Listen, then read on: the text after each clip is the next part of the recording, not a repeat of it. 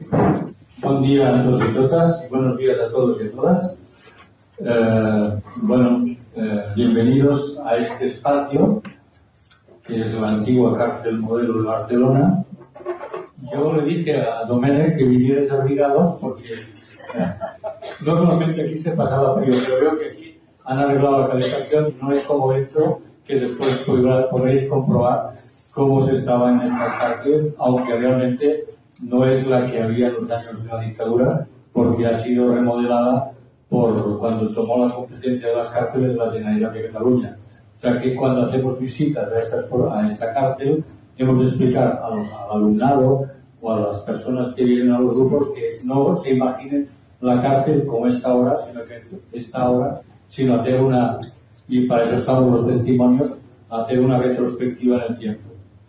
Bien, nos hace ilusión como Asociación Catalana de Personas Expresas Cultivas del Franquismo y como las entidades que hoy están con nosotros, de aquí de Cataluña, desde Brom hasta Inmolats y diversas entidades, la Memoria del Bajo Llobregat, o sea que nos acompañan toda una serie de entidades que trabajamos para la memoria democrática, antifascismo aquí en Cataluña.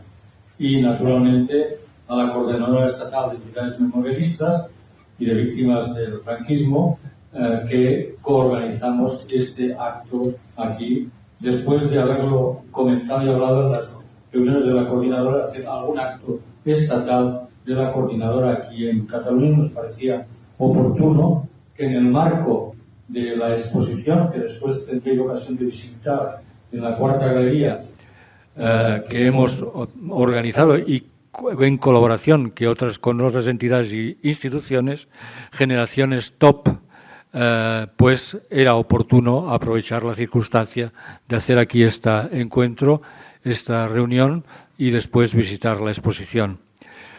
Deciros que para nosotros es un tema trascendental de nuestra actividad memorialista en Cataluña, la reivindicación de los espacios de memoria democrática y naturalmente es una labor que llevamos haciendo desde hace muchos años. También en relación con la lucha por las políticas públicas de memoria y la reivindicación del Memorial Democràtic, que sabéis que fue algo por lo cual luchamos con los anteriores responsables de la asociación y de otras asociaciones memorialistas que hoy ya no están entre nosotros. Hemos hecho un relevo generacional y en su momento reivindicamos que existiera una institución para las políticas públicas de memoria que se plasmaba en la propuesta del Memorial Democràtic. Bien, pues desde el primer momento se luchó por la eliminación del espacio público de la simbología franquista y después para situar también en el espacio público la señalización de los espacios de memoria y la conservación y la utilización de los espacios públicos de memoria como espacios museizados o de visitas.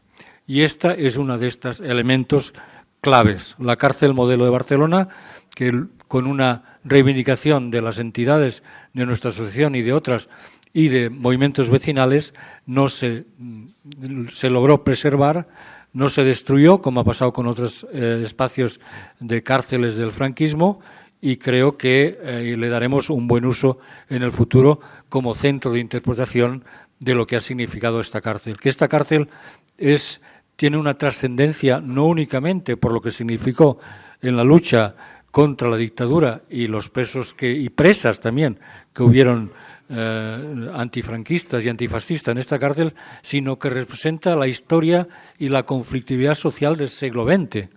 Hay que recordar que prácticamente se inaugura con el Consejo de Guerra a Ferrer y Guàrdia en 1906, creo que no me equivoco en la fecha, o sea que ya empieza siendo un espacio significativo e importante. Yo no me quiero alargar y para dar la abertura a estas jornadas, agradeceros a todos la implicación.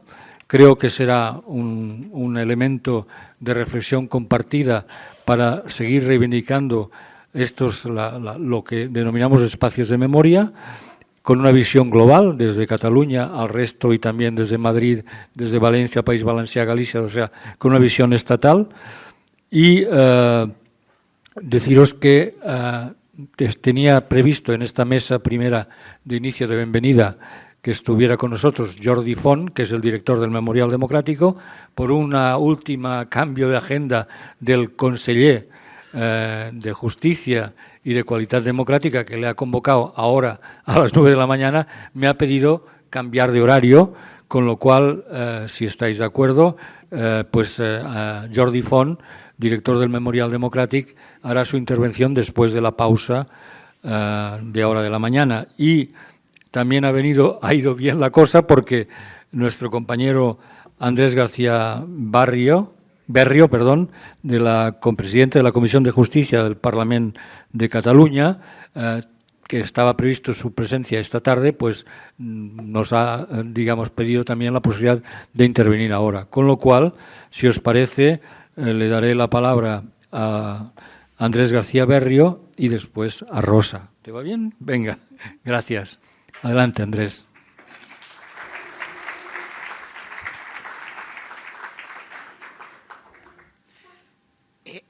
Buenos días. Buenos días a todos y todas. Buen día. Para mí es un placer que se haya contado conmigo iba a ser la clausura y al final es la inauguración de estas jornadas que considero que son tan importantes. Desde el Parlamento de Cataluña creo que es muy importante que sepamos que la Ley de Memoria de Cataluña entrará en los próximos días, en el Parlamento, y habrá todo un proceso de debate para intentar conseguir su aprobación. Y por mi parte, como presidente de la comisión, mi compromiso de intentar trabajar lo mejor posible, lo más rápido, lo más eficiente y con la mayor participación para que podamos tener lo antes posible la Ley de Memoria de Cataluña, que tanto han impulsado las entidades que me consta que también han organizado estas jornadas. Además de eso, quería reflexionar respecto a la importancia que tiene en relación con las jornadas los espacios y los lugares de memoria, ¿no? Creo que, como bien sabéis, ¿no?, y el trabajo que hacéis para que estos espacios sean reconocidos como tal y la memoria perdure es clave. Y vamos tarde, vamos demasiado tarde, y creemos que es importante que haya más espacios como ahora la Modelo. Esperemos que también en Cataluña en los próximos, vamos a ver si semanas o meses, intentar llegar al 50 aniversario trabajando con el futuro espacio de memoria de Vía Laietana. Ojalá sea así. Creo que hay que pensar que se va a acabar consiguiendo, aunque no está siendo nada fácil, como las entidades saben, y creo que es súper importante. Y es muy importante que se esté toda la lucha que se ha llevado a cabo para cambiar la ley estatal y que a través de esta ley estatal algunos otros espacios de memoria y lugares de memoria se estén reconociendo. Vamos tarde, pero ahora es importante que sigáis impulsando a las instituciones para que vayan más rápido. Y quería acabar como esta inauguración explicando una cuestión personal que a mí me ha cambiado muchísimo. Yo siempre, antes de hace medio año ser diputado, he trabajado como abogado defensor de derechos humanos, he trabajado en la defensa de los derechos humanos y las políticas de memoria han sido siempre una fuente de inspiración. Además, siempre muy conectados, o he estado muy conectado con el trabajo que hacían en Argentina, el Centro de Estudios Legales y Sociales. En una visita que hice hace ya unos cuantos años allí, tuve la suerte, además de reunirme y entrevistarme con abuelas de Plaza de Mayo, con muchas organizaciones históricas de allí, fui a visitar la antigua ESMA. Y en el momento que la visité y salí de ahí, fui consciente, en mi cuerpo interioricé lo grave que era la no política de memoria, la no política de reparación, la no política de justicia que estaba teniendo lugar en el Estado español. Es muy importante, es clave seguir avanzando y necesitamos espacios que estén a esa altura, que sean espacios que sean reconocidos internacionalmente y que sirvan para que toda la ciudadanía, en un contexto además como el actual, tome conciencia de aquello que no puede nunca volver a pasar. Muchas gracias por vuestro trabajo, espero que sean unas jornadas muy fructíferas y un auténtico placer que hayáis contado conmigo para esta inauguración. Gracias.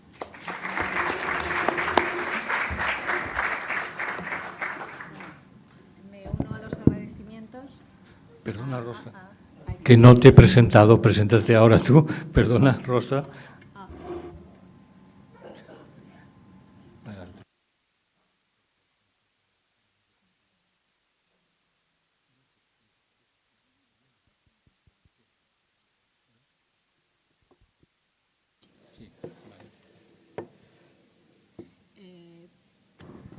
Buenos días. Uno a los agradecimientos por estar aquí. Estoy en representación de la Coordinadora Estatal de Colectivos de Memoria Democrática de Víctimas del Franquismo y la Transición, lo cual es un honor para mí. Quería hacer un pequeño recordatorio de qué es el 12 de diciembre, un poco para situarnos, ¿no? Porque solemos hacer actividades este 12 de diciembre, pero esta es una actividad mucho más interesante que las que hacemos habitualmente. Porque hoy se cumplen 78 años de la famosa Resolución 39, por la que se recogía la condena al régimen de Franco en una Asamblea General de Naciones Unidas. Calificaban a ese régimen como un régimen de carácter fascista en origen, naturaleza, estructura y conducta general. Y además proponían que mientras durara el régimen de Franco no se le aceptara en la ONU. Esto 5 años después, en el 55, pasó. Pero en ese momento fue muy importante para la gente que estaba luchando. Por eso lo reivindicamos. Ya sabemos que la alegría en la casa del pobre dura poco. Pues bien, vamos a lo que estamos. El 25 de mayo de este año, en el 6º encuentro estatal de colectivos de memoria democrática y víctimas del franquismo y de la transición, que se celebró en Valencia, con el apoyo de los compañeros de Valencia, y que fue muy fructífero, pues, entre otros textos, se aprobó el anexo número 8 sobre lugares de memoria como espacios de cultura, conocimiento y reconocimiento, que estuvo promovido por la Asociación Catalana de Persones Preses Polítiques del Franquisme. En esta jornada sobre los lugares de memoria como espacios de cultura, conocimiento y reconocimiento, nos vamos a plantear llevar a cabo ese acuerdo. Y a lo largo del desarrollo de esta jornada, pues se hablará de esos espacios simbólicos, de esos espacios, lugares que queremos que se cataloguen y que se preserven. Porque la Ley 20-2022, la famosa Ley de Memoria Democrática, en su sección 4 del capítulo 4, habla de este tema y hay varios artículos a los que se refiere y en concreto define el lugar de memoria, que seguro que lo habéis visto varias veces y lo habéis escuchado, como aquel espacio, inmueble, paraje o patrimonio cultural, inmaterial o intangible en el que se han desarrollado hechos de singular relevancia por su significación histórica, simbólica o por su repercusión en la memoria colectiva, vinculados a la memoria democrática, la lucha de la ciudadanía española por sus derechos y libertades, la memoria de las mujeres, así como la represión y violencia sobre la población como consecuencia de la resistencia al golpe de Estado de julio de 1936, la guerra, la dictadura, el exilio y la lucha por la recuperación y profundización de los valores democráticos. Su definición es muy clara. No hace falta más definición, está muy clara. Sin embargo, 2 años después, aún seguimos esperando que se lleve a cabo. De hecho, en la página web que tienen, el Inventario Estatal de Lugares de Memoria Democrática, ayer mismo consultado, pues aparecen 10 lugares. Algunos de ellos son de hechos del siglo XIX, como la Constitución de Cádiz, el Torrijos, algo así. O sea, no sé si ellos no se han leído su propia ley, pero estamos todavía esperando que las peticiones que hicieron organizaciones y asociaciones de movimiento memorialista el año pasado y el anterior, justamente en cuanto que se aprobó la ley, se presentó la primera petición, que fue la de la cárcel de Carabanchel, y luego se presentaron otras muchas, en total unas 18. La respuesta que recibimos el año pasado, en el mes de agosto, con agostidad y alevosía, pues fue que había caducado, que ni siquiera habían empezado a incoar el expediente, que había caducado. Hubo bastante respuesta, muy airada, por lógica, y nos encontramos que el 16 de octubre en el BOE pues aparecen que se había incoado pues de oficio por la Secretaría de Estado la declaración de lugares de memoria, tanto del centro de la DGS de Madrid, la famosa Casa Real de Correos, la del reloj de las campanadas, la cárcel, la antigua cárcel de Carabanchel, el Solar, y también las tapias nosotros lo llamamos Cementerio del Este, aunque que lo cambiaron a Cementerio de la Almudena, donde se fusilaba la gente. Fue una sorpresa, pero bueno, ahí estamos. Y además ya lo contarán los compañeros que han venido en representación para hablar de esos lugares que tienen algunos problemas, ¿no? ¿Qué nos proponemos? ¿Qué nos proponemos como colectivos de memoria democrática y víctimas del franquismo y la transición? Pues nos proponemos en estas jornadas y a partir de estas jornadas identificar y priorizar, si es posible, los lugares de memoria democrática que creemos que tienen que ser urgentemente señalizados, porque o están en proceso de demolición o están abandonados o corren serios peligros, como pasó con la cárcel de Carabanchel, que es una pena que vosotros afortunadamente conservasteis esta con mucha lucha, pero en Madrid no se consiguió. La demolieron de noche y no tenemos ese espacio. Quedan, sin embargo, otros espacios en pie, como la cárcel de Yeserías, que fue cárcel de hombres, y luego, a final del franquismo, de mujeres, que queremos que se signifiquen. Vamos a ver. Y, por supuesto, la DGS, que nos va a costar. Nos va a costar, pero no importa. Estamos acostumbrados. Queremos elaborar una propuesta de actuación para las entidades locales, diputaciones, ayuntamientos, incluso para las comunidades autónomas, para que cumplan esa responsabilidad, que ya aparece en esta misma ley, muy claramente, porque forma parte de su responsabilidad.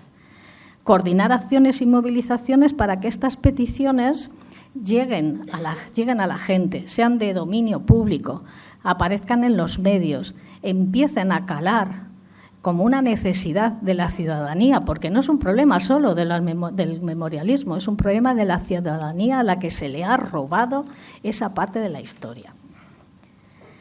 Y luego exigir a la Secretaría de Estado de Memoria Democrática pues que garantice la aplicación de la ley, que implemente, que desarrolle esa ley y que verdaderamente tenga los frutos que ya llevamos tantísimos años exigiendo. En definitiva, lo que queremos es diseñar una estrategia común en la defensa de los lugares de memoria democrática, que en Cataluña, en Andalucía, en Madrid, en Valencia, tengamos un lenguaje común de qué es lo que queremos y cómo lo queremos, ¿no? Contamos con colectivos de memoria democrática forjados durante varias décadas de lucha. Los compañeros tienen muchos más que ninguno, como 40 o no quiero decir los años, porque nosotros somos muy jóvenes. Y la verdad es que creemos que vamos a poder tirar para adelante, porque lograr que la memoria democrática ocupe el lugar que le corresponde, después de 49 años de la muerte del dictador, que al año que viene se cumplen 50, es que ya es mucho, ¿no? Pues es algo que es perentorio. La verdad es que es perentorio para que las siguientes generaciones reciban esta información. Así que creemos que lo vamos a conseguir, por eso estamos aquí, vamos a hacerlo. Y bueno, yo deseo un buen trabajo para todas y todos. Muchas gracias.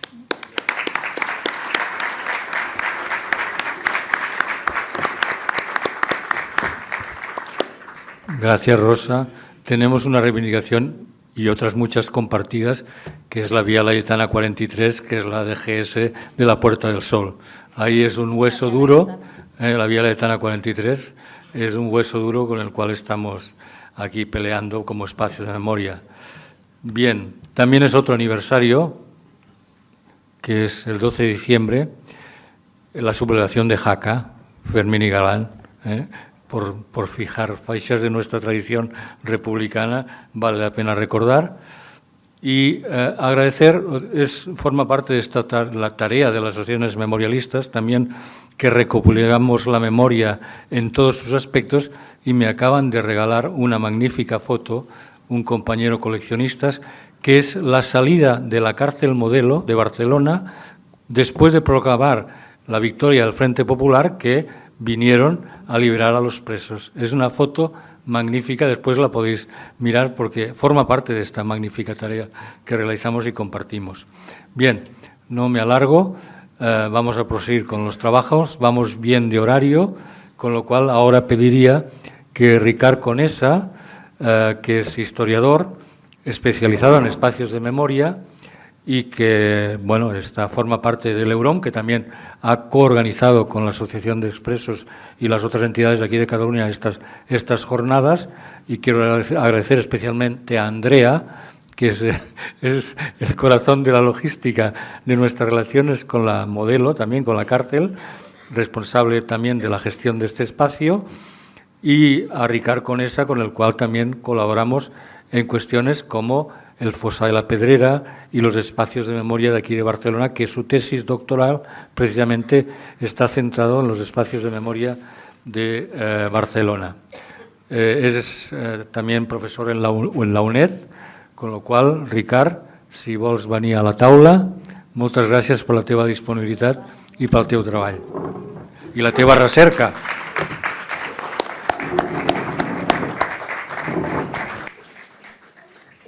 Tenemos el programa actualizado de la jornada, por tanto, ahora lo repartiremos para que todos tengáis el orden. Yo creo que ahora se va a repartir ya.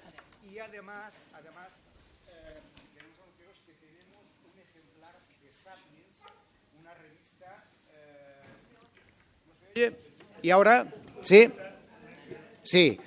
Que tenemos una publicación de la revista Sapiens, que hace más de 10 años se dedicó a los espacios de memoria de Barcelona, un trabajo colectivo donde muchos de los intervinientes de hoy pues participaron, y que ahora también os lo distribuiremos, y que es una gentileza de Sapiens y que yo creo que es una aportación importante también a la jornada. Nada más.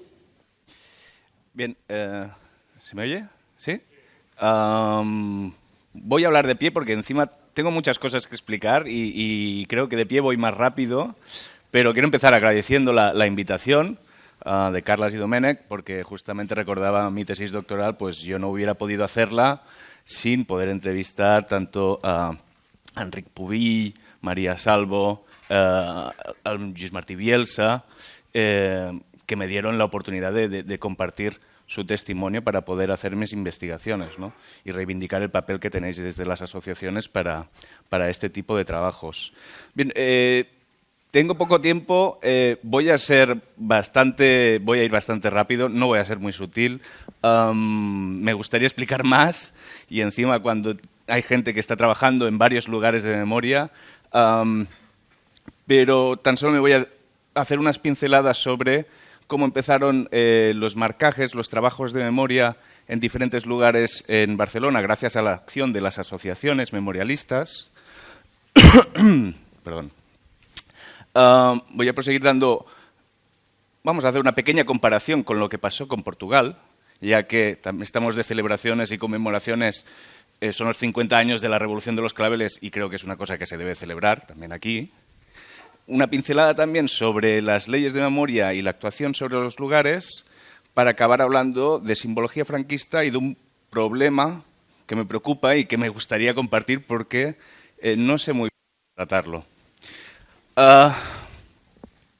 Bien, como decía, con la muerte del dictador es cuando empiezan a surgir a la luz pública, algunas ya existían de antes, diferentes asociaciones que ahora llamaríamos memorialistas, ¿no?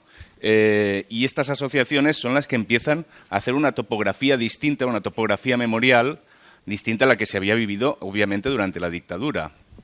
En esta imagen, por ejemplo, tenemos una de las primeras actuaciones que hace la Asociación Catalana de Expresos Políticos junto a la Amical de Mauthausen, en 1977, poco antes de las elecciones del 15 de junio, en un lugar tan inhóspito hasta entonces como es el foso de Santa Eulàlia del Castillo de Montjuïc, donde fue fusilado Lluís Companys. Una de las primeras actuaciones fue justamente de estas asociaciones.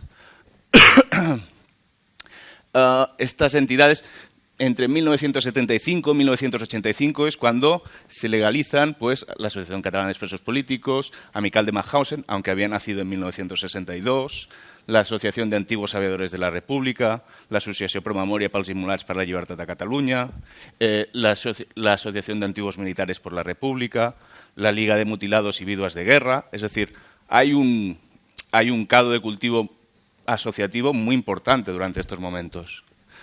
Y es también, pues, estas asociaciones como empiezan a actuar, por ejemplo, en el marcaje de diferentes lugares. La Amical de Mauthausen, cada vez que hacía su asamblea anual en diferentes puntos de España, aprovechaba para levantar un monolito dedicado a los deportados. La primera vez que lo hace es en los años 80, en el 83 en Lleida, pero va prosiguiendo en los diferentes lugares, hasta el 87 en Barcelona, que es el que está en el Parque de la Ciutadella. No me voy a entretener en los diferentes problemas y los diferentes conflictos que han tenido luego, posteriormente, estas actuaciones, porque, si queréis, entramos luego, pero preferiría seguir con el hilo. Es evidente también la influencia de los contactos internacionales que tienen estas entidades y es evidente y es muy importante la influencia del contacto con los brigadistas internacionales en los años 80. En el año 86 y en el año 88, diferentes asociaciones de brigadistas de diferentes países vienen tanto a Madrid como en Barcelona. Se coordinan todas estas asociaciones memorialistas en estas ciudades y aquí en Barcelona, en el 88, es cuando, a través de la mediación de los brigadistas de la Lincoln, se levanta este monumento que está a la salida del túnel de la Rovira. Es un monumento que se llama David y Goliat. David, que es el que está, representa que es el pedazo este que está arriba. Goliat es un escudo caído que está abajo. Pero aquí también ya podemos ver algunos de los problemas que luego se van a ir arrastrando. A pesar de la actividad y de las reivindicaciones asociativas de estos momentos, vemos, por ejemplo, cómo en esta placa original de 1978, que estaba en el pie del monumento, en el discurso que se inscribía, hacía referencia a la despedida de la pasionaria y acababa, no sé si esto, no os olvidaremos y cuando el olivo de la paz florezca, puntos suspensivos, volved. No ha sido hasta 2019, a través del Comisionado de Programas de Memoria, que se repuso otra vez esta placa, pero esta vez completa. No os olvidaremos y cuando el olivo de la paz florezca, entrelazado con los laureles de la victoria de la República Española, volved. Había desaparecido la República en esta primera instalación, ¿no? Es en estos años 80 cuando la República pasa a formar parte de lo que Ricard Viñas llama de la ciudad inmoral, o cuando hay esta ruptura, que también está por aquí Manel Risques, que hace la nueva ciudad democrática de la antigua ciudad republicana, ¿no? Se ven estas señales, en estas inscripciones, en estas huellas que hay en estos lugares de memoria que se inscriben en estos monumentos. Si acaso el que más puede resumir las características de las políticas memoriales en estos años 80 es las actuaciones que hubo en el campo de la Bota. El campo de la Bota, como saben, era el lugar de fusilamiento entre 1939 y 1952 franquista, donde fueron fusiladas y ejecutadas alrededor de 1.700 personas. Más adelante va a ser una barriada de chabolas, de barraquismo, y son estas asociaciones que se habían unido alrededor del monumento de los brigadistas, que se conforman como una coordinadora, las que van a reivindicar en 1992, a raíz de toda la urbanización de este espacio, el desarrollo urbanístico que está teniendo Barcelona a raíz de las Olimpiadas, que no se olvide que allí se fusilaba. En 1992 se va a erigir este monumento, no en este emplazamiento, sino al final de la Rambla Prim, y es justamente un monumento que las asociaciones van a rechazar. ¿Por qué?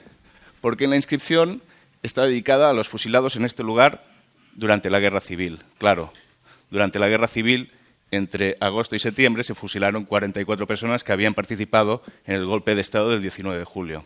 Las asociaciones no reconocieron este monumento. Sin embargo, hay otro desarrollo urbanístico importante, como es el del Fórum de las Culturas en 2004, que es el que acabará borrando definitivamente donde está el parapeto de ejecución, que ahora está bajo el mar. Y las asociaciones ven que el monumento está a punto de desaparecer y entonces lo quieren defender porque es lo único que hay. Es en ese momento cuando lo mueven de lugar en las obras del Fórum y aprovechan para cambiarle la inscripción el ayuntamiento. Y esta vez la inscripción pone a los fusilados en este lugar durante la guerra y la posguerra. ¿Qué pasa? Lo ponían todo en un mismo saco. Es decir, valía tanto para ellos lo mismo, los 44 fusilados que habían participado durante el golpe de Estado, como los 1.700 republicanos que habían sido fusilados. Evidentemente, también las asociaciones rechazaron este discurso. No fue hasta 2010, también por la mediación del Memorial Democratic, que se puso la inscripción que ahora está en este monumento, ¿no? Que está dedicado a los republicanos que fueron fusilados en este lugar. Una última actuación, en 2019, desde el Comisionado de Programas de Memoria del Ayuntamiento de Barcelona, de Ada Colau, se construyó este memorial de Francesc Abad con todos los nombres de los fusilados, ¿no? Más adelante se prevén más actuaciones en la zona entre Sant Adrià y Barcelona.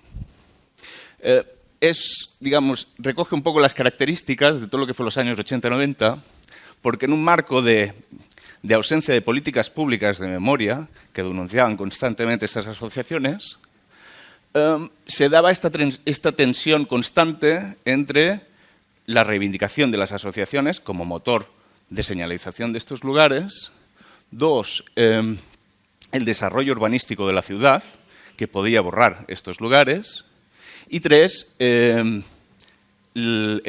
conflicto entre relatos, ¿no? El relato de la reconciliación nacional, entre todos fueron culpables, las víctimas merecían todo el respeto, con otros relatos que eran más militantes, más antifascistas.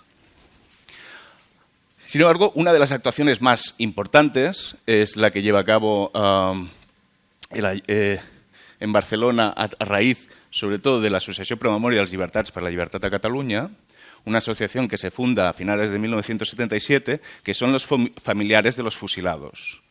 Los fusilados fueron enterrados en la fosa común del cementerio de Barcelona, que se conoce como el Fossar de la Pedrera.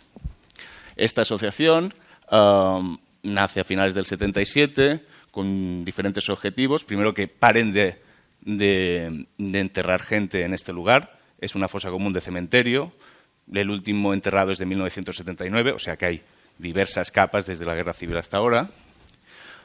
Y quieren también iniciar una suscripción popular para un monumento, para hacer allí anualmente una conmemoración a los inmolados por la libertad, ¿no?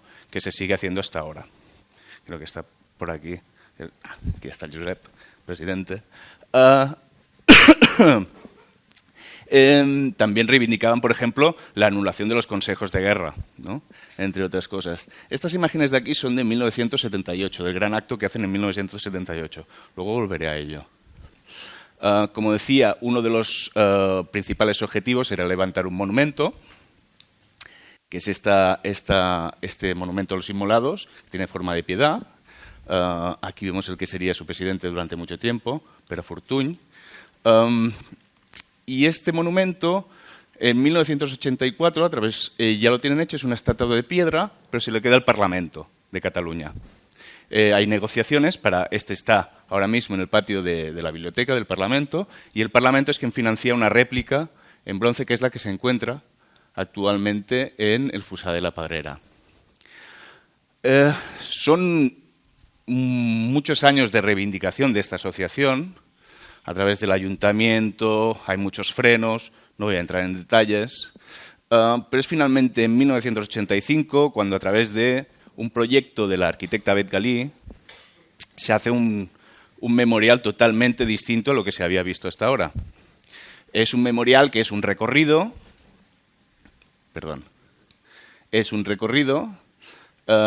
donde se suben las escaleras, se cruza un pequeño bosque con unas columnas donde teóricamente están los nombres de los ejecutados y enterrados aquí.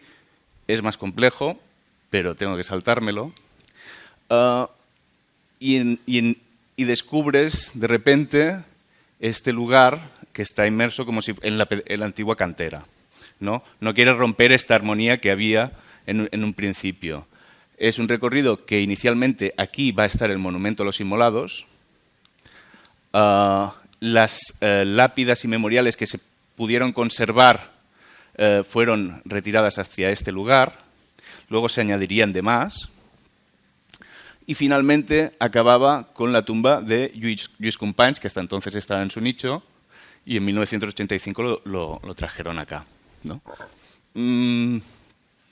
Será inaugurado en 1985. Como digo, no quiero entrar, esto sería otra conferencia sobre los conflictos de memoria que ha llevado la patrimonialización de este lugar, pero los puedo resumir en 5 puntos. El primero, la identificación de la individualidad en un memorial colectivo. Los nombres de las columnas. Ha habido problemas con eso, ha habido conflictos, ¿no? Gente con pasados, con luces y sombras, que si se tienen que conmemorar o no. 2, la gestión del lugar. Una vez se ha transformado este sitio, ¿cómo se tiene que gestionar? ¿Qué memoriales tienen que ir allí? ¿Cuáles tienen que ir? ¿Cómo tienen que ser? ¿Quién lo gestiona? ¿No? 3, derivado de este punto, la competencia también entre asociaciones para tener una representatividad en este lugar, ¿no? Cómo va modificando lo que había sido el planteamiento principal del memorial.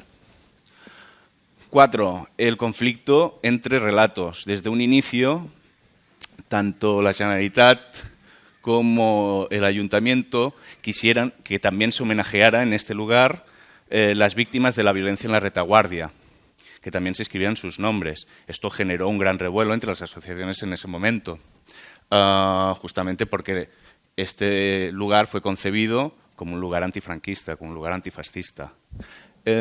Esta voluntad de mezclar siempre estas víctimas está ligado a lo que hemos convenido en llamar ideología de reconciliación, que no viene a ser más que una disolución de memorias en un relato moral, ¿no? De reconocimiento a la víctima porque sufrió, sin tener en cuenta su contexto histórico ni su proyecto de vida. Es decir, que algunos sufrieron por defender la República y otros no.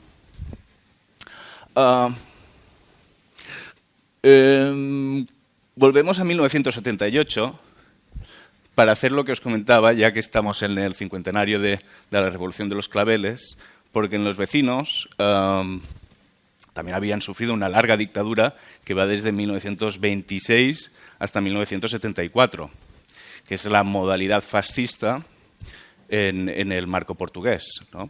La dictadura de Salazar y luego de Marcelo Caetano. Vemos también en 1978 cómo hay una gran manifestación de miles de personas, déjame que vea cómo voy de tiempo, en la que también se entierran a las víctimas de la violencia fascista.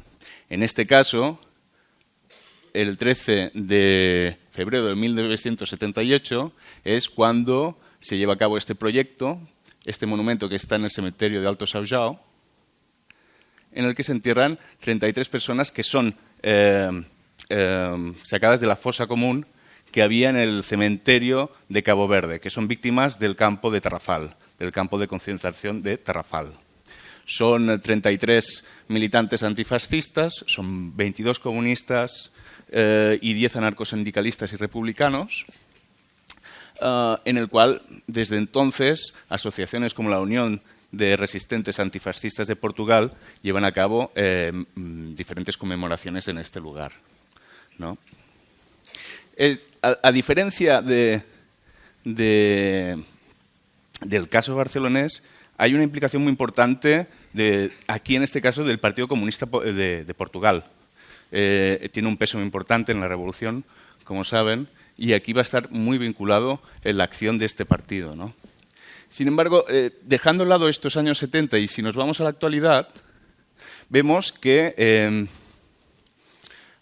se encuentran en situaciones bastante similares, en algunos casos, con nosotros, dejando de lado temas de justicia transicional, etcétera, etcétera. Me refiero a la transmisión de la memoria antifascista a través de los lugares de memoria. ¿De acuerdo? Por ejemplo, a mediados de la década de los 2000, en la Rúa Antonio María Cardoso, donde estaba la sede de la PIDE de Lisboa, se construye un edificio de apartamentos de lujo. Esto va a generar un movimiento ciudadano que se llama No apaguemos la memoria, que junto a otras asociaciones como la Asociación 25 de Abril o la URAP, la Unión de Resistentes Antifascistas, van a reivindicar que en este lugar no se transforme en un edificio.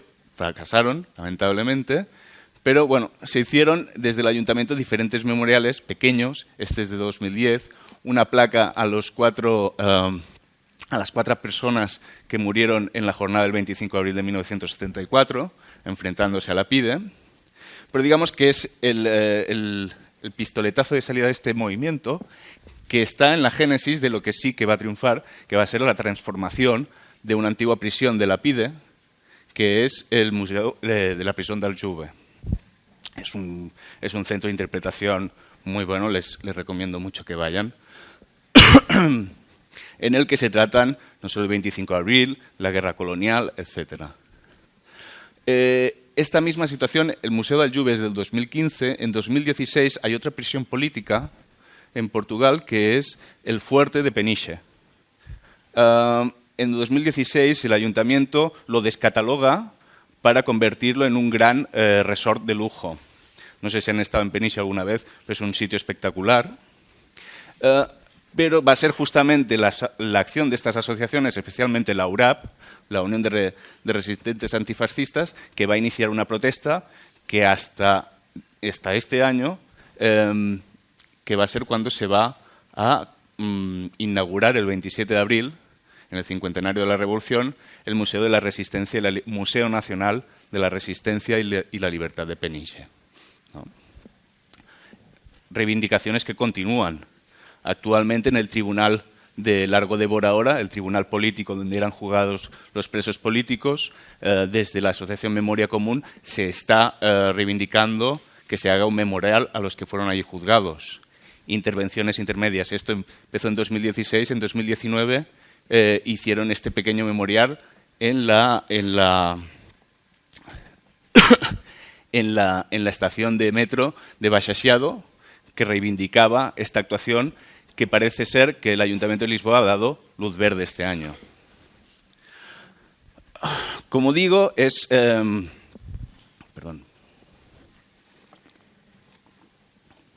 a pesar de compartir estas dictaduras fascistas, hay muchos elementos diferenciadores que van a condicionar las políticas de memoria en un lugar y otro.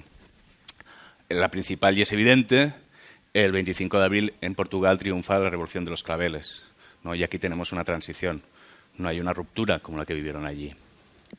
Pero no solo tenemos que fijarnos en el final, también en el principio. El inicio de la dictadura franquista tiene su inicio en una guerra civil, con centenares de miles de muertos, no como en Portugal.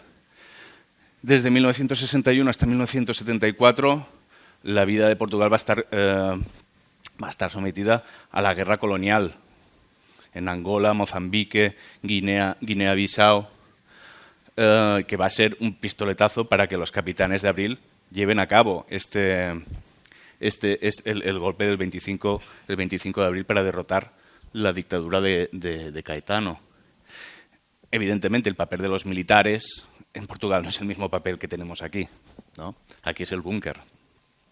Y luego otra característica, que la ala conservadora del sistema político actual de Portugal nace durante el proceso revolucionario que se inicia el 25 de abril, no como en España, que tiene sus precedentes en la dictadura franquista. Y otra diferencia importante que explica más sobre las diferencias de la evolución de las políticas de memoria en España, que son las diversas identidades nacionales que hay en la península, que hay en España, no como en Portugal. Pero entonces, ¿por qué han llegado un poco a esta misma situación en cuanto a los espacios de memoria que nos encontramos algunas veces también nosotros, ¿no? Y es también la explicación de el contragolpe del 25 de noviembre de 1975, las políticas neoliberales de Aníbal Cavaco en los años 90, el olvido generalizado que hay en los años 80-90 hacia estos temas, la revisión de la revolución de los claveles. Y tienen un modelo distinto también porque ellos no tienen ley de memoria.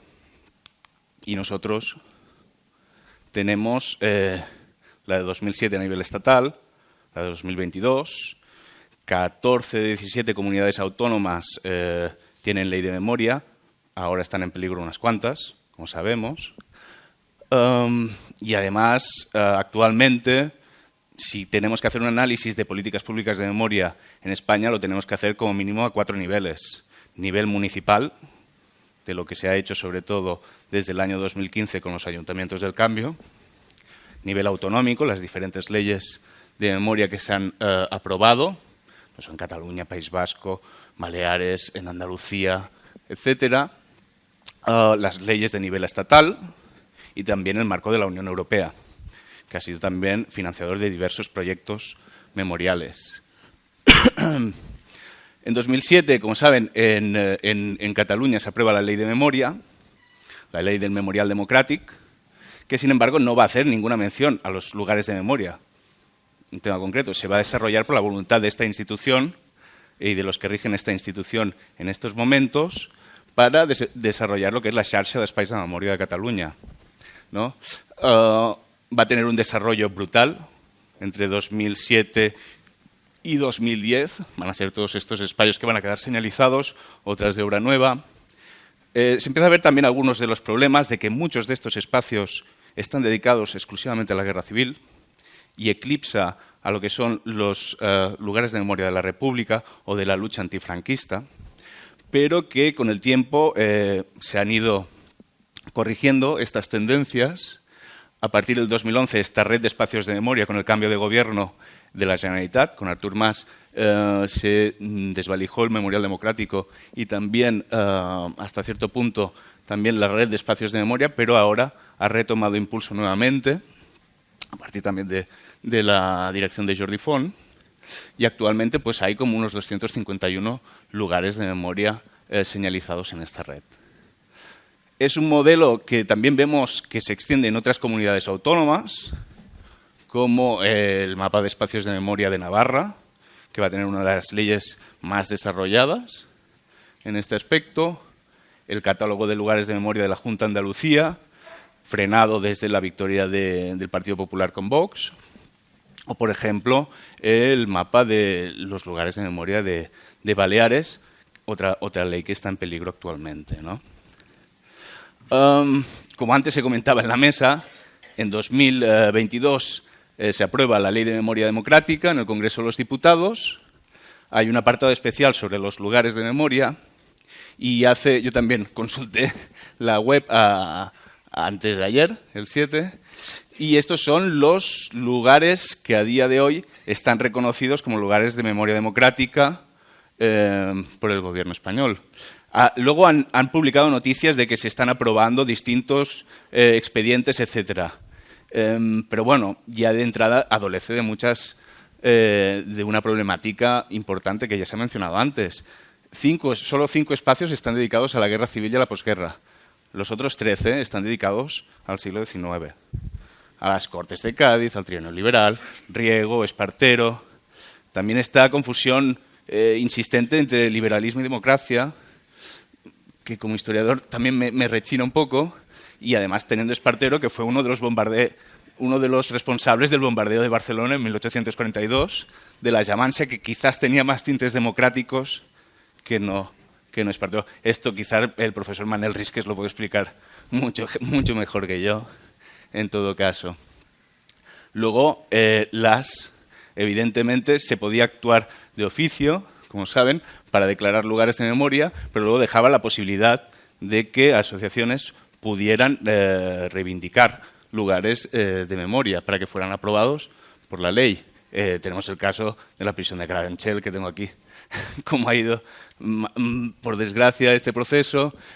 Desde el 12 de enero, rápidamente, el Ateneo de Memoria Popular presentó la petición, la solicitud para que fuera declarado Vía Layetana, con todos los obstáculos que está teniendo. No voy a explicar esto porque luego el profesor Risques ya va a explicar Vía Layetana.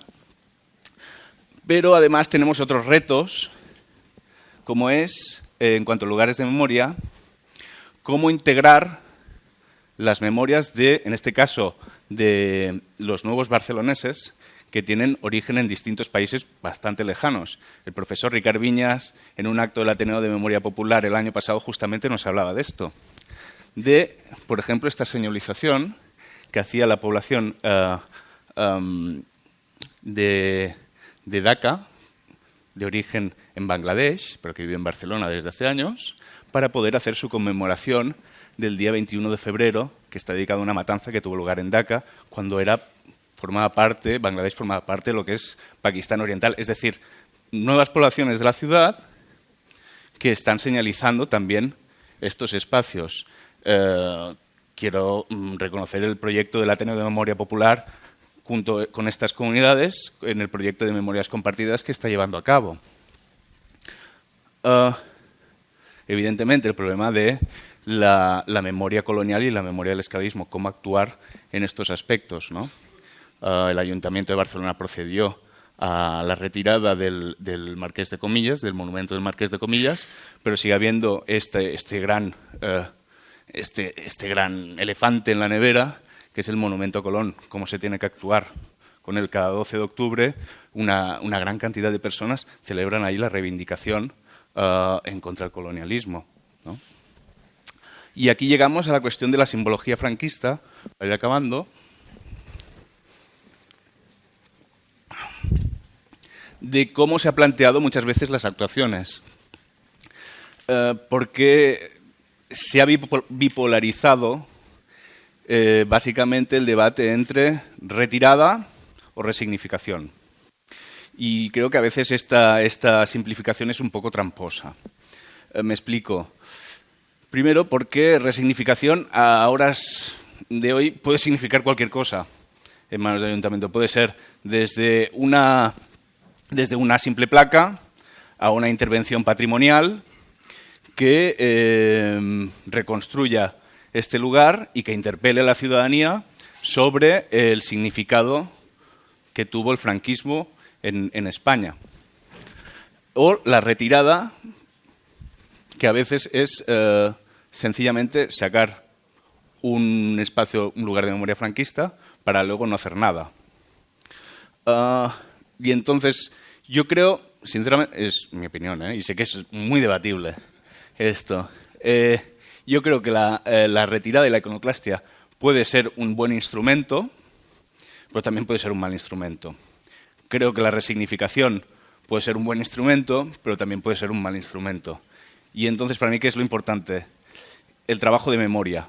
Es decir, si vamos a retirar el monumento, ¿para hacer qué luego? ¿No? ¿Qué trabajo vamos a hacer con la ciudadanía para que tengan presente que en ese lugar había pasado esto? ¿No? Igual que en las resignificaciones. No me vale solo poner placas. Es decir, ¿va a haber un trabajo con la ciudadanía con estos lugares? Hemos visto retiradas, esta es más reciente. Esta es la del foso de Santa Elena de Montjuïc, que tuvo lugar en 23, creo que está Jordi Rabassa por aquí, que era el concejal de memoria que ordenó la retirada. Alternativas. Vuelve a estar sobre el escenario el tema del monumento de Tortosa, levantado durante la ceremonia de los 25 años de paz, la campaña propagandística del franquismo, dedicado a los combatientes que cayeron en la gloriosa batalla del Ebro, etcétera, etcétera. Vuelve ahora con el anuncio de la futura aprobación de la ley de memoria, vuelve a estar sobre el tapete. La cuestión, alternativas, retirarlo, por ejemplo, en este proyecto que pueden encontrar en la web de Patrimonios Incómodos del Observatorio Europeo de Memorias, es un proyecto de Jordi Guixé y Núria Ricard, en el que retiraban este monumento, lo fragmentaban, creaban un nuevo espacio de debate y de ciudadano, porque esto es un puente sobre todo para coches, una ágora en la que se pudiera, a través de los elementos fragmentados y desestructurados del monumento, explicar las políticas conmemorativas del régimen, por un lado, y la batalla del Ebro, en la zona del Ebro, ¿no? Era jugar con los elementos, crear ciertos espacios para tener instrumentos pedagógicos y que ayuden a interpelar a la ciudadanía. Porque una vez quitado, ¿qué va a pasar allí? ¿Se va a hacer algo más o no? ¿O vamos a hacer este borrado? Sin embargo, más allá de esta simbología y estos lugares franquistas, quiero acabar con una preocupación que no sé cómo abordar. Es Puy de Fou. No sé si lo conocen, algunos veo que sí. Es un parque temático que se encuentra en Toledo. Les leo esta breve cita de Germán Labrador, historiador de Princeton que ha trabajado este espacio. Dice: en los últimos 5 años también se ha producido una transformación estructural de las estrategias discursivas de las culturas de la ultraderecha en relación con los imaginarios del pasado. Estas habrían renunciado, al menos en parte, a la defensa explícita de las continuidades simbólicas con los legados monumentales o históricos del franquismo para dedicarse a su refundación, en clave de espectáculo y a través de los dispositivos propios del reenactment, la recreación histórica, del turismo de experiencias, del parque temático y los espectáculos de masas, más vinculados ahora al relato de la supremacía nacional católica, a la Reconquista y a la memoria imperial transatlántica. No es un lugar de memoria franquista, pero es un lugar que se enseña la memoria de España con una historia nacional católica, que creo que es incluso más peligroso. Estos parques temáticos tienen su origen en Francia, en 1977. Este es el empresario que los lleva a cabo, Philippe de Villiers. Quien no sepa, Philippe de Villiers fue secretario de Estado de Cultura con Jacques Chirac y luego fundó un partido político de ultraderecha, Movimiento por Francia, y actualmente el aristócrata francés está vinculado a Reconquista, el partido de Zemmour, para que entendamos dónde nos movemos. Él es el fundador de Puy de Fou, catalogado como uno de los mejores parques temáticos y más visitados de Europa después de Euro Disney. Y este modelo, en el que se encuentran estos espectáculos teatralizados sobre historia, ha sido importado por el Van de la Villion, en Toledo, Puy de Fou, España. Abre en 2019, hablamos de 30 hectáreas construidas. Si visitan su web podrán ver aplicaciones, servicios educativos, newsletter. Es un parque que cuenta con bares, restaurantes, red de hoteles alrededor. Su punta de lanza es el espectáculo El sueño de Toledo, que intenta resumir 1500 años de historia en este espectáculo de alrededor de 1 hora o así. Entre 2015 y 2023 se han invertido 183 millones de euros y más de 2 millones de visitantes han pasado por allí. Yo también. Y es un sitio impresionante. Y aparte, las personas que van a este espectáculo se levantan y aplauden fervorosamente todo lo que ven. ¿Qué estamos hablando? Estamos hablando de recreación con discurso nacional católico sobre la historia épica de España, esta historia épica tan tradicional durante el franquismo. Un gran edificio donde se explica el cantar del Mio Cid, con una visión de género siempre patriarcal, en la que la doncella merece ser rescatada, etcétera, etcétera. No salimos nunca de estos márgenes. El siglo de oro, la literatura del siglo de oro. Y aquí hay un espectáculo también dedicado a cómo España va resistiendo a través de monólogos en diferentes teatros, de cómo España va, evidentemente España nace ya antes de los romanos, ¿no? es una nación eterna en la que se enfrenta a diferentes invasiones. La de los romanos, la de los árabes, su ADN es católico, evidentemente, y acaba en estos monólogos con la resistencia a la invasión francesa. Como digo, hay centenares de actores, de bailarines, de animales. Este es el espectáculo del Mio Cid. Es un gran castillo en el que las gradas van girando porque es un escenario de 360 grados. Este es el espectáculo de los monólogos que les comentaba. Un tal Manuel Gutiérrez de Numancia se defiende contra la invasión de los romanos. Su estirpe continúa con la hija de... no me sale el nombre ahora. De don Pelayo, que explica que cómo gracias a los rezos a la Virgen de Covadonga su padre pudo parar a los invasores árabes, etcétera, etcétera.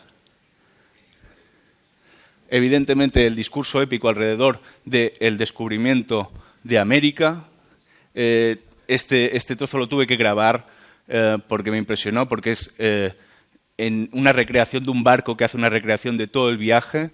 En este diálogo entre Isabel la Católica y Cristóbal Colón, Isabel le dice a Cristóbal Colón, sobre todo, que la población que descubráis no le hagáis ningún daño. El evidente dice sí. Es una manipulación constante. Como digo, este es el gran espectáculo, es la punta de lanza, es el sueño de Toledo, un espectáculo impresionante, que salen barcos de debajo del río, salen bailarines por todos los lados, animales. Acaba, el eje argumental es un viejo azacán. Tuve que buscarlo en el diccionario porque no, es un trabajador que va de pueblo en pueblo, que le recuerda a una joven María todo lo que ha pasado en Toledo, la historia de Toledo. Y pasa por estos diferentes episodios que se ven en el parque temático, pero aquí es aún más espectacular y justamente cuando tratan, evidentemente, la guerra civil, se oyen disparos por todos lados y la chica está llorando y el azacán le pregunta ¿qué te pasa, María? Digo, mis hermanos se están peleando, se están matando. Pero luego celebra la reconciliación, no te preocupes, se han reconciliado y tiran para adelante, ¿no? Es el discurso de la reconciliación exacto. Evidentemente son recursos narrativos que están replicando la extrema derecha. Es lo que vemos, por suerte con menos éxito, en el Viva 22 que hicieron el partido de Vox con los mismos recursos. Recreaciones históricas, Isabel la Católica, el Quijote, etc. Pero vemos que esto se va expandiendo, este parque temático, no solo en España, también en otros lugares, en Estados Unidos, en Holanda. Y más allá de la simbología franquista que debemos tratar, yo creo que también tenemos que tratar esto, porque ya os digo, 2 millones de personas y todo el mundo aplaudiendo. Y esto es la preocupación con la que quería acabar, porque no sé cómo debemos abordar esto. No sé si se deja un poco con mal pesar, pero lo voy a dejar aquí y gracias por escucharme.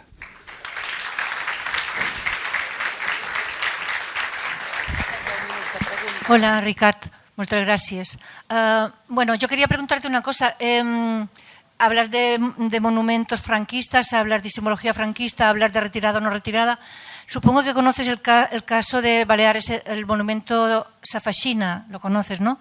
Lo digo más que nada porque es el único, que yo sepa, monumento judicializado que la Judicatura en el año 2020 ordenó su protección. Es decir, un monumento franquista que no tenía protección y que nuestra entidad Memoria de Mallorca acudió a los tribunales porque se quería retirar, o sea, las instituciones querían retirarlo y asociaciones de extrema derecha lo llevaron al juzgado y que al final nosotros también nos personamos. A nosotros nos han condenado a pagar 1.500 euros de costas, hemos perdido y además el monumento ahora mismo, que no tenía protección, se ha protegido. O sea que es un caso, yo creo, no sé, que es para comentarlo, ¿no? Porque creo que es el único que de momento eso ha pasado. Y claro, las instituciones que tenemos ahora, inmediatamente, como podéis comprender, lo han protegido. Es decir, un monumento franquista que debería de ser retirado y que si tenía protección, se debería haber quitado la protección porque es un monumento franquista, que no lo tenía ahora mismo, por una orden judicial, ha sido protegido. Hola, sí. Y además es que la ley de 2007, que no hemos comentado aquí, en el apartado sobre simbología franquista, sobre las posibles retiradas, siempre ponía el comodín final de siempre y cuando no sea un elemento artístico, etcétera, que justamente sirvió la ley de 2007 para proteger este monumento. Es uno de los casos en que la ley se le dio la vuelta para proteger este monumento. Sí, es un caso también junto a un monumento franquista que hay en Tenerife, de que se utilizó la ley de 2007 para poder proteger estos lugares, de cómo se le dio la vuelta. Hola, buenos días. Me ha encantado la presentación. Una pregunta, ¿qué opinas de la pirámide de los italianos? Bueno, es igual que la pirámide de los italianos, el monumento a Mola, todos estos lugares también que están por León, etcétera. Yo creo que merecen un debate a fondo. Yo digo, partiendo desde mi punto de vista, de lo que había comentado antes. Si se procede a algún tipo de retirada, ¿qué se quiere hacer con esa retirada? ¿Cómo se va a trabajar a partir de entonces ese lugar? Lo que creo que no es conveniente es retirar las cosas sin hacer un trabajo de memoria. Y eso yo partiría de aquí. Y si se quiere hacer una resignificación del lugar para poder explicar lo que la participación italiana durante la guerra civil, la participación de Mussolini y de las tropas fascistas, yo creo que también se podría utilizar siempre y cuando con un dispositivo adecuado, que no sea solo poner una señal y dejarlo allí, es decir, que haya un trabajo escolar. Aquí hay también, por ejemplo, diferentes personas que se dedican al tema de memoria y educación. Creo que está Isabel también por aquí, que también ven del Congreso de Navarra en Pamplona que hubo hace poco. Creo que tiene que estar acompañado de un dispositivo importante y eso evidentemente implica recursos, implica personal, pero claro, es eso, si nos creemos las políticas públicas de memoria o no. Y entonces, cuando hablamos solo de retirada o resignificación, creo que tenemos que entrar más a fondo e intentar definir bien qué trabajo de memoria es el que queremos hacer. Y una vez hagamos esta acción, cómo la vamos a acompañar. Y creo que son estos aspectos los que se están perdiendo muchas veces cuando discutimos sobre simbología sí, simbología no.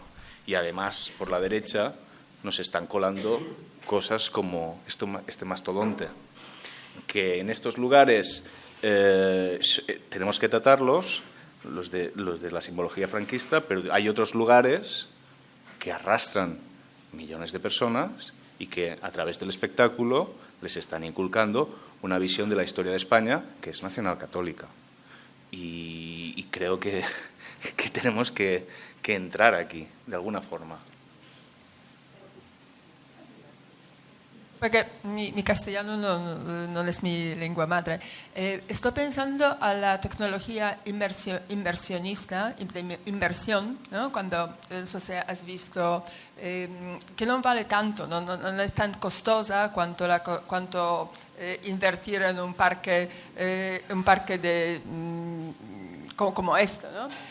Y también es muy fuerte, por ejemplo, para usar esta tecnología, no sé si has visto, por ejemplo, la muestra de Van Gogh, ¿sí? Pero no digo tan grande, pero no vale mucho y se puede usar, por ejemplo, para reconstruir una celda aquí en esta prisión o en otros lugares.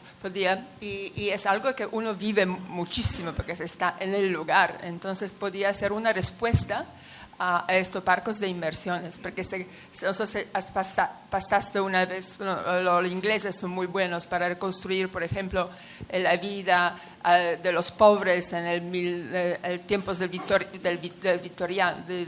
la reina Victoria. Y es una cosa que te queda en la memoria. Entonces, me parece que esto podría ser una respuesta, usar esta nueva tecnología para mostrar a los jóvenes cómo era la vida, ¿no? durante el fascismo. Sí, bueno, cuando tratamos museos, sobre todo en concreto centros de interpretación, sí, bueno, aquí hay el ejemplo del Ideal que juega con esta tecnología, ¿no? Cuando hacen las exposiciones de Van Gogh, etcétera, son muy impactantes y además son recursos que podemos utilizar cuando hagamos centros de estas características, ¿no?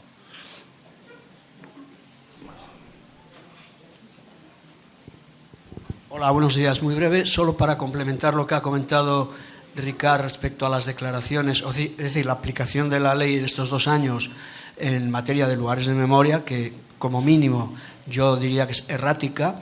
De esos 18 lugares que aparecen que ya tienen su declaración, 17 han sido de oficio, es decir, han sido de la propia Secretaría de Estado. La única que no es de oficio es la cárcel de Murcia. Es decir, que yo cuando vi ese listado pensé eran iniciativas que habían presentado determinados colectivos, determinados ayuntamientos, etcétera. No, son de oficio. Y por otro lado, nosotros conseguimos que la Secretaría de Estado nos proporcionara la lista de lugares solicitadas, que hay otros 20, no recuerdo exactamente la cifra, y todos esos, salvo la cárcel de Murcia, curiosamente, se quedaron congeladas. Es decir, lo cual, digamos, es todavía más sangrante. Es decir, ¿qué sentido tiene que la propia Secretaría de Estado sea la que se dedique a reivindicar lugares del siglo XIX, no sé qué, que no digo que no sean lugares de memoria democrática, que en su momento, pero ¿por qué esa prioridad? Y por otra parte, lo que es técnicamente ya completamente absurdo, y acabo, es que hay lugares de memoria que no cumplen. En esa declaración hay sitios que no cumplen con la definición de lugares de memoria porque, por ejemplo, es un monumento. Un monumento que está situado en un lugar que no es un lugar donde haya sucedido nada relevante, sino que lo ha puesto el ayuntamiento de turno o quien quiera y que mañana lo puede poner en cualquier otro sitio. Por lo tanto, es bastante lamentable que la Secretaría de Estado en esta materia de lugares de memoria está haciendo una política completamente disparatada. Sí, yo creo y espero que corrija esta tendencia de inicio de alguna forma. Y para hablar un momento de la prisión de Murcia, es un caso también súper interesante en el sentido de que las asociaciones memorialistas de Murcia justamente estaban peleadas porque el gran lugar de la prisión aún no se ha reformado. Es solo un espacio, el espacio de entrada, y es un centro de arte, ¿no? Esta reconversión de lugares de memoria en centros de arte, sin que haya un discurso que recuerde el pasado de este lugar, ¿no? Y aquí había una pelea fuerte de las asociaciones memorialistas de Murcia con la intervención que se hizo en esta parte de la prisión vieja de Murcia. Y es una discusión también alrededor de estos lugares de cómo se hace la transformación,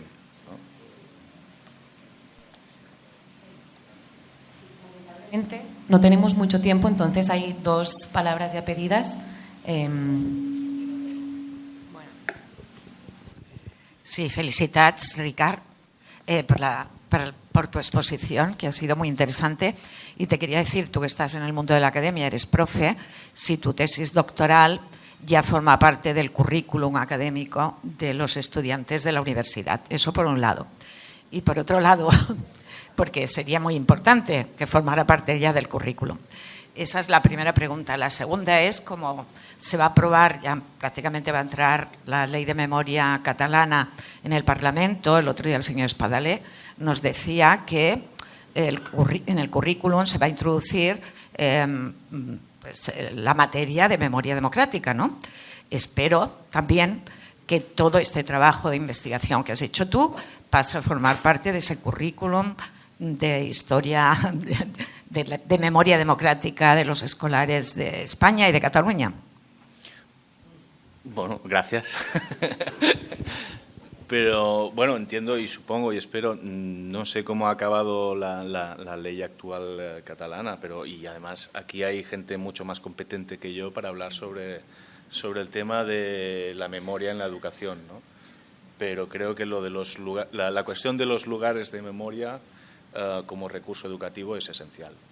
Yo es lo único que tengo presente.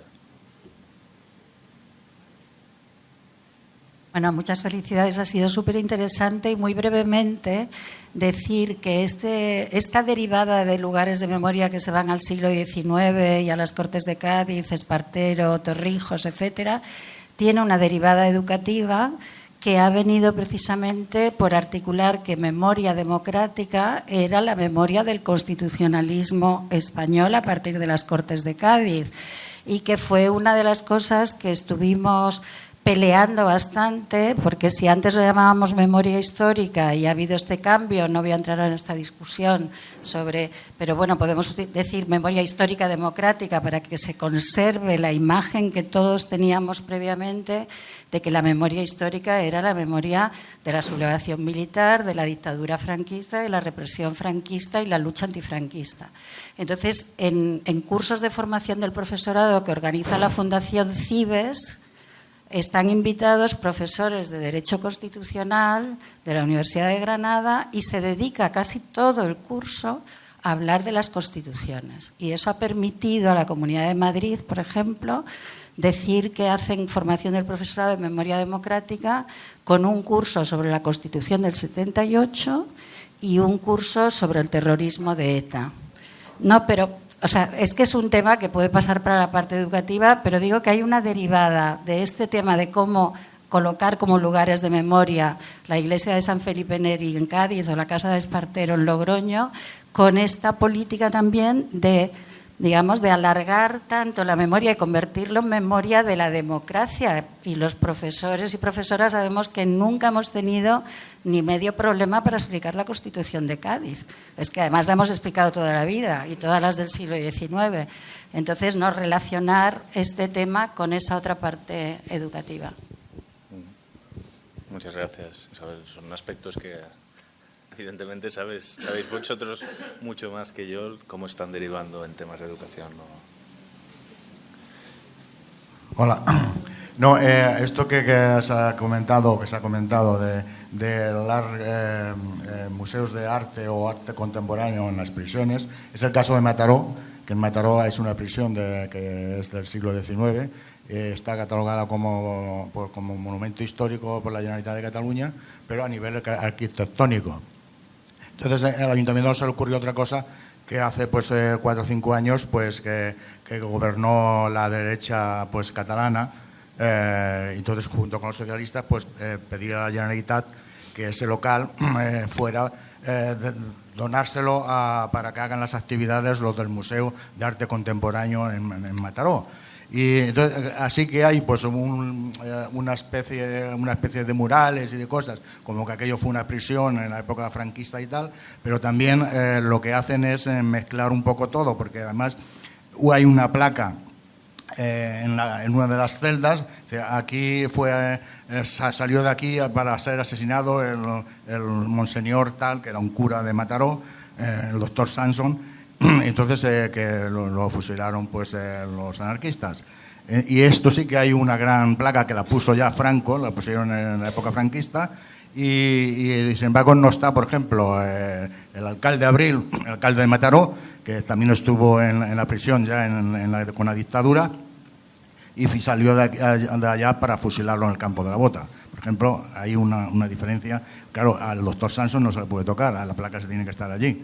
Porque ahora a ver quién quita la placa. Es aquello que dice, bueno, entonces lo que hay que también es lo que tú dices de intentar explicarlo, pero al menos también se puede decir que si está la del doctor Sanson, estén allí también los 15 fusilados que salieron de esta cárcel para ser asesinados en el campo de la Bota. Entonces, esa es cómo podemos actuar, porque también no es tampoco contradictorio en que esté allá el Museo de Arte Contemporáneo con que se hagan actividades dentro y reseñar la prisión de Mataró como un lugar de memoria, que es lo que pretendemos lo del Grupo de Recerca de la Memoria Histórica de Mataró. Yo estoy de acuerdo, no creo que sean cosas contrapuestas. Se pueden hacer las dos cosas o tener una programación cultural vinculada a ese lugar relacionado con la memoria antifascista, ¿no? Pero bueno, me apunto lo de la visita a Mataró, la prisión de Mataró, porque...